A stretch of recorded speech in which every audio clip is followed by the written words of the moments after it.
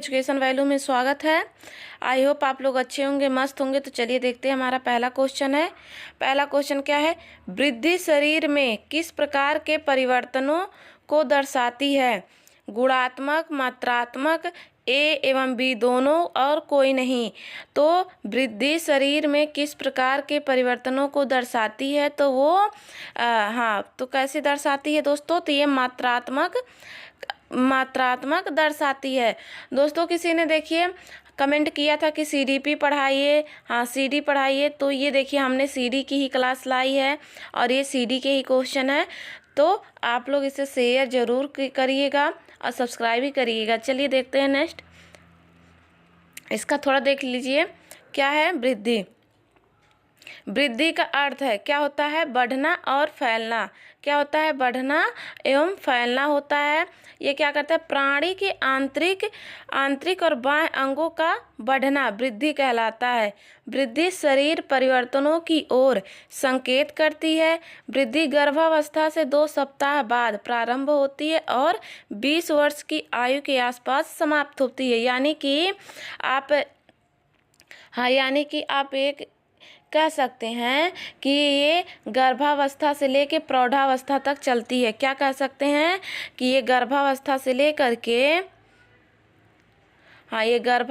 लेकर के ये प्रौढ़ावस्था तक चलती है। ठीक, ये प्रौढ़ावस्था तक चलती है। क्या वृद्धि क्या होती है? वृद्धि में होने वाले परिवर्तन रचनात्मक व मात्रात्मक होते हैं। तो क्या आप लोगों ने इसका व्याख्या भी देख लिया, और अगर इस तरह पढ़ेंगे तो आपके कई क्वेश्चन इससे बन जाएंगे और आपको कई आंसर मिल भी सकते हैं। ठीक, चलिए अगला क्वेश्चन देखेंगे। अगला है, प्रथम अस्थायी दांत होते हैं क्या? दाढ़े, कैनाइन, केंद्रीय कृतनक, अग्रचर्वणक।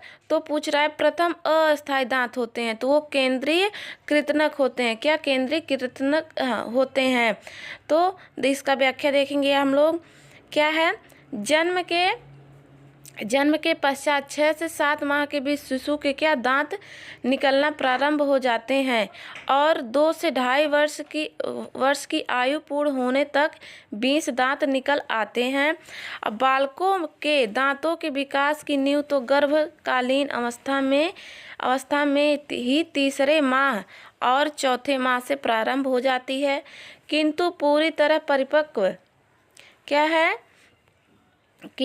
तरह परिपक्व होकर जन्म के पश्चात 6 से 7 माह बाद ही मसूड़ों से क्या बाहर निकलते हैं। क्या कह रहा है? कि जो शिशु होते हैं वो जन्म के पश्चात ही 6 से 7 माह के बीच शिशु के क्या दांत निकलना प्रारंभ हो जाते हैं और 2 से 2.5 वर्ष में क्या होते हैं? 20 दांत निकल आते हैं।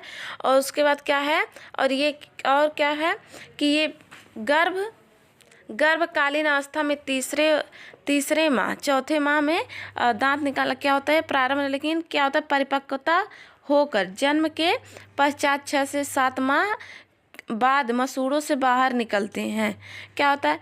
और इसका सर्वप्रथम कौन से दांत निकलते हैं? तो केंद्रीय कृतनक दांत निकलते हैं। नीचे के जो 2 दांत होते हैं वो केंद्रीय कृतनक निकलते हैं। मान लीजिए ये है माउथ, यहाँ से जो 2 दांत बच्चों के निकलते हैं उसे केंद्रीय कृतनक कहते हैं और ये 6 से 7 माह की उम्र में निकल आते हैं। बालक के जीवन में कितने दांत होते हैं? 2 तरह के दांत होते हैं और 2 बार दांत निकलते हैं, अस्थायी और अस्थायी। ठीक, अस्थायी और अस्थायी। इसमें कितने होते हैं? इसमें 20 होते हैं और इसमें 32 होते हैं। क्या? 30 या 32 होते हैं। नेक्स्ट क्वेश्चन देखेंगे हम लोग। नेक्स्ट देखिए, वृद्धि के दौरान बच्चों को किस अमीनो आवश्यकता होती है? अमीनो एसिड की आवश्यकता होती है या अमीनो अम्ल लिख सकते हैं। किस अमीनो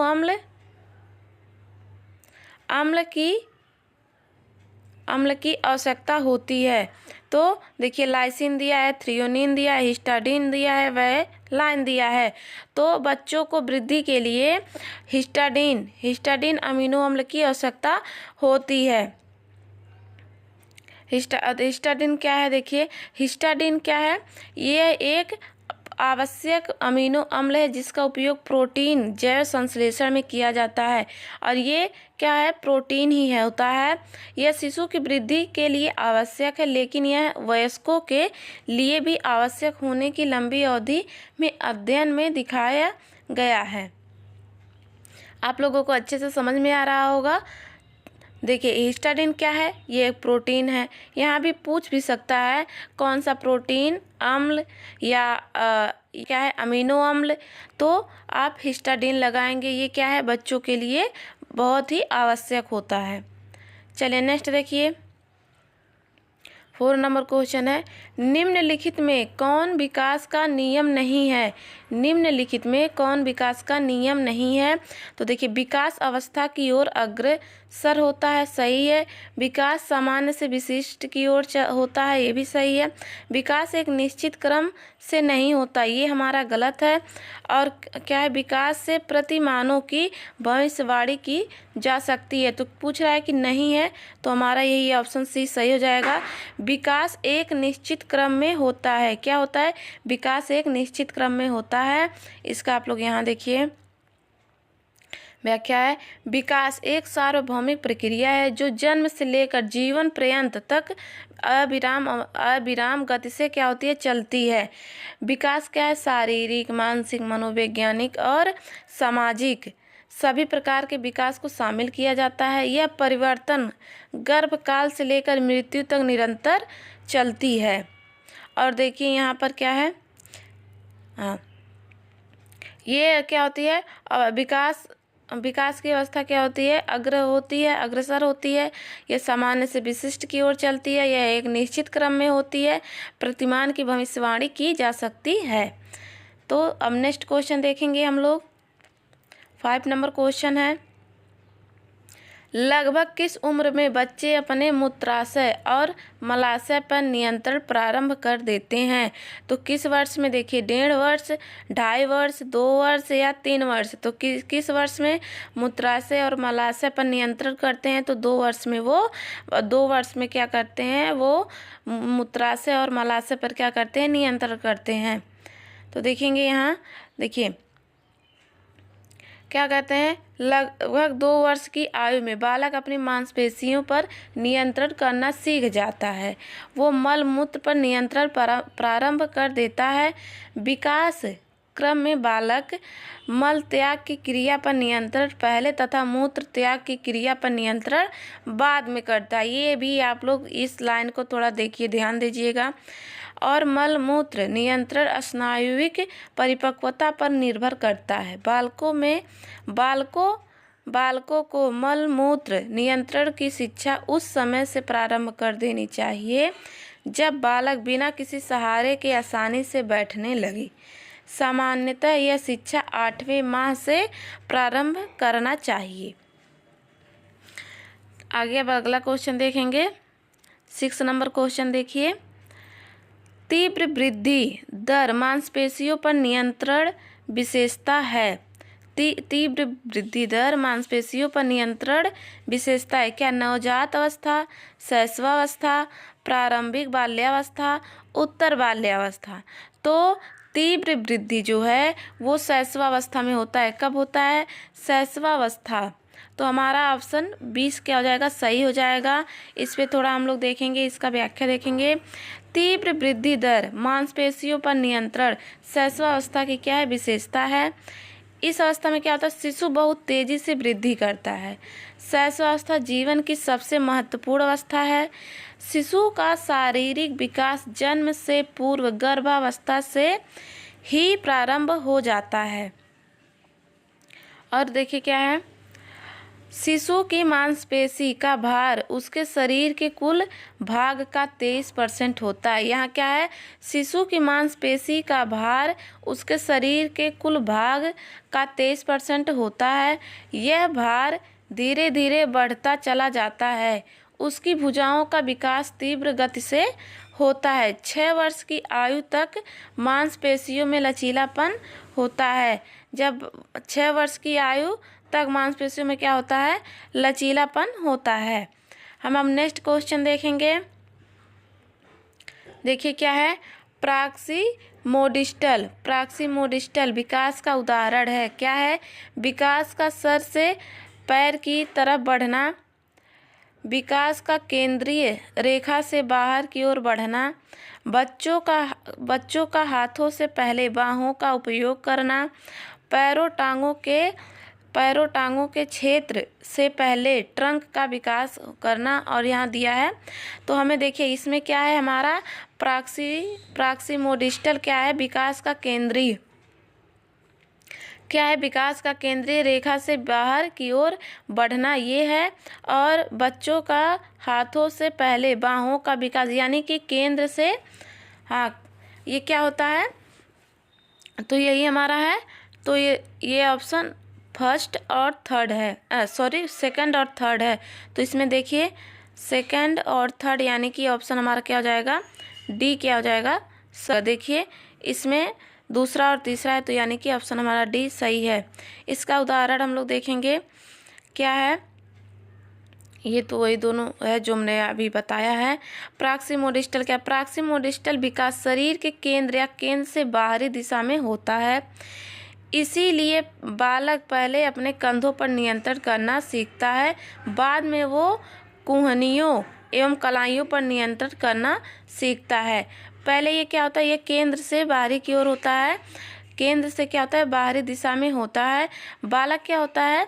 वो पहले वो यहाँ कंधों पर क्या करता है? कंधों पर नियंत्रण करता है, उसके बाद वो अपने हाथ के कोहनियों पर नियंत्रण करना सीखता है। लास्ट में क्या होता है? वो पैर या अपने उंगलियों पर नियंत्रण करना सीखता है। नेक्स्ट है 8 नंबर क्वेश्चन है, विकासात्मक कार्य का प्रत्यय दिया था किसने? हरलाक ने, गेसिल ने, हेविंग हस्टन ने, पावलोव ने। तो किसने दिया था? तो हेविंग हस्टन ने दिया था, यानी कि ऑप्शन सी क्या हो जाएगा हमारा? सही हो जाएगा। इन्होंने क्या कहा था? तो देखिए इसकी परिभाषा आप लोग याद रखिए, क्योंकि ये परिभाषा भी पूछ सकता है। मान लीजिए परिभाषा दे दे और पूछ ले ये किसने कहा, तो ये आप लोग याद रखिए। मैं यहाँ पर आपको बता भी देती हूँ कि हेविन अस्टन के अनुसार विकासात्मक कार्य वे कार्य हैं जो किसी प्रणाली के जीवन की निश्चित आयु पर ही प्रकट होते हैं।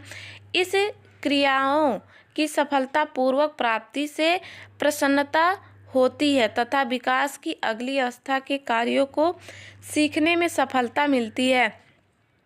तो ये उनका स्टेटमेंट है, तो ये आप लोग ज़रूर याद रखिए, क्योंकि ये एग्ज़ाम में स्टेटमेंट दे सकता है और ये पूछ सकता है कि ये स्टेटमेंट किसका है। तो ये आप लोग ज़रूर याद रखिए। नेक्स्ट देखेंगे 9 नंबर क्वेश्चन देखिए, मस्तिष्क दोमुखी विकास का अर्थ है। क्या है? विकास का अर्थ विकास से होता है। क्या है? सामान्य से विशिष्ट की ओर, विशिष्ट से सामान्य की ओर, सिर से पैर की ओर, केंद्रीय भागों से। तो मस्तिष्क दोमुखी सिर से क्या होते हैं? पैर की ओर होते हैं। ये क्या होता है? पहले सिर में होगा, फिर धीरे धीरे ये पैरों में होगा। ये सिर से यहाँ से शुरू होता है और ये पैरों पे ख़त्म होता है। तो चलिए इसका भी देख लेंगे। सेफ्लोकार्ड, हाँ क्या है? कार्डल, तो इसको इंग्लिश में कहते हैं मस्तिष्क दोमुखी को सेफ्लोकार्डल। देखिए ये सिर उठाएगा, यानी कि जब सिर से पैर की ओर हो रहा है, सिर से क्या है? पैर, सिर से पैर की ओर, सिर उठाना, आंखें घुमाना, गर्दन ऊपर उठाना, फिर करवट बदलना, पेट पीठ के बल सरकना, खिसकना से खेलना, खिलौने से खेलना, खिलौने को पकड़ना, बैठना, रेंगना, दौड़ना, भागना, उछलना, कूदना। पैरों से ही तो उछलेगा कूदेगा, तो ये इसका क्रम है। ये भी आप लोग देख लीजिएगा, या क्वेश्चन यहाँ से भी हो सकता है कभी बन जाए। अभी तक तो भी क्वेश्चन ऐसा इससे नहीं बना है, लेकिन बन भी सकता है, तो इसको ध्यान में रखिएगा। चलिए देखते हैं। हाँ, परिपक्वता के दौरान फाइलोजेनेटिक फंक्शन कार्य का उदाहरण हो सकता है। क्या? बैठना और चलना, क्या तैरना और गेंद खेलना, साइकिल चलाना और लिखना। क्या पूछ रहा है कि परिपक्वता, हाँ परिपक्वता दौरान फाइलोजेनेटिक फंक्शन कार्य का उदाहरण हो सकता है। तो क्या हो सकता है?